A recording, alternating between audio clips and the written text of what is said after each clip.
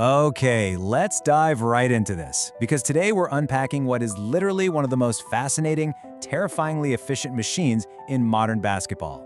Welcome to The Explainer. We're breaking down the highly structured offensive system built by head coach Georgios Bartzokas over at Olympiacos BC. You see that iconic logo? It represents an absolute masterclass in spacing, timing, and relentless movement. We're not just talking about putting a ball through a hoop here, guys. This is a meticulously crafted philosophy. Now, if you're used to watching typical NBA offenses, you know you're often seeing systems built heavily around isolation dominance, right? It's the classic, give the ball to your superstar and clear out mentality.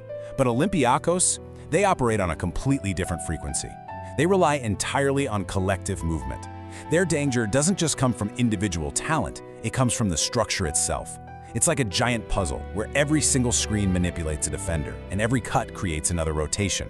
5 players operating completely in sync to totally dissect a defense. And what does all that constant collective movement actually create? Mental fatigue. We so often think of basketball as this purely physical battle, size and speed. But defending Olympiacos? It's a psychological war.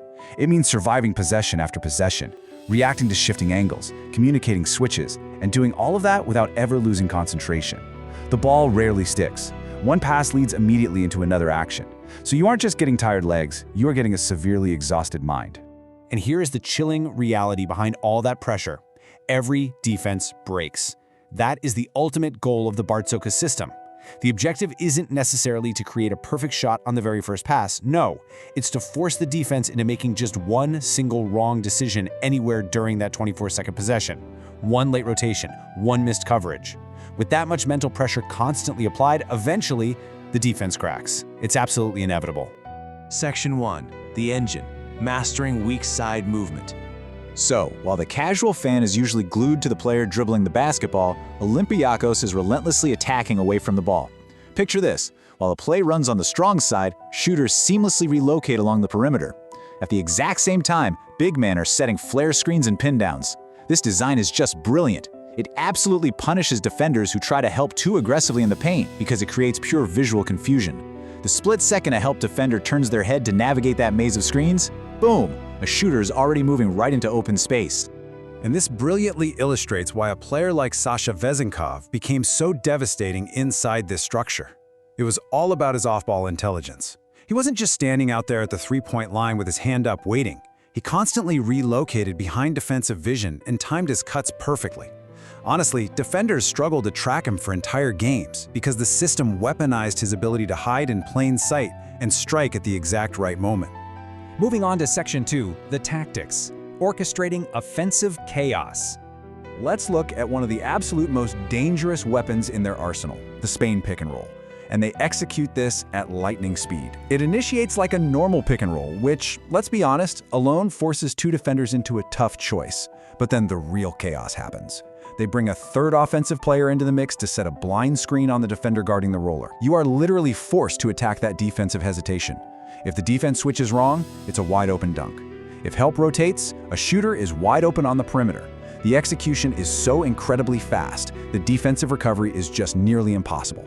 So the crucial point here is that in this system, versatile centers like Nikola Milutinov aren't just out there acting as big bodies setting screens.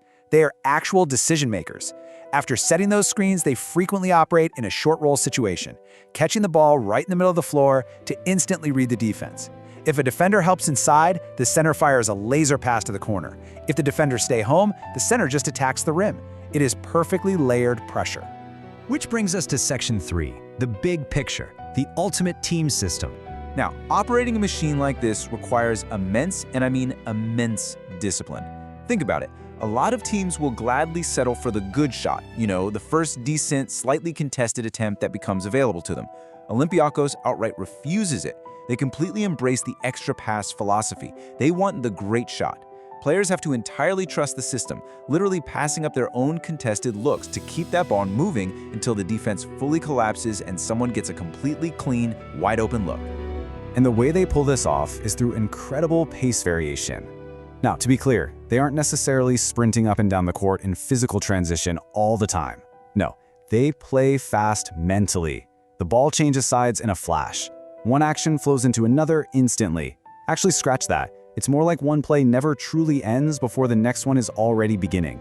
Which means those exhausted defenders we talked about earlier, they rarely, if ever, get a single second to breathe and reset their feet.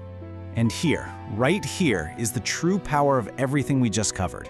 This organizational structure is so stable, so fundamentally sound, that it actually survives massive roster turnover. You go from the Kostas Lukas era to Thomas Walkup, all the way to Evan Fournier. These are very different stars who function differently as individuals. Yet, because the underlying principles remain identical, the offense produces the exact same result year after year: open shots generated through collective movement. The system always comes first. Which leaves us with this final thought for today's explainer. We live in a basketball world that is, let's face it, pretty much entirely obsessed with individual superstars and one-on-one dominance. But when you look at how the Bartzokas system at Olympiacos continuously breaks defenses down through pure, unselfish teamwork, it really forces you to ask, is the collective system actually the true future of the game? Just a little something to think about the next time you watch a team completely clear out for an isolation play. Thanks for joining me on this explainer, and I'll catch you next time.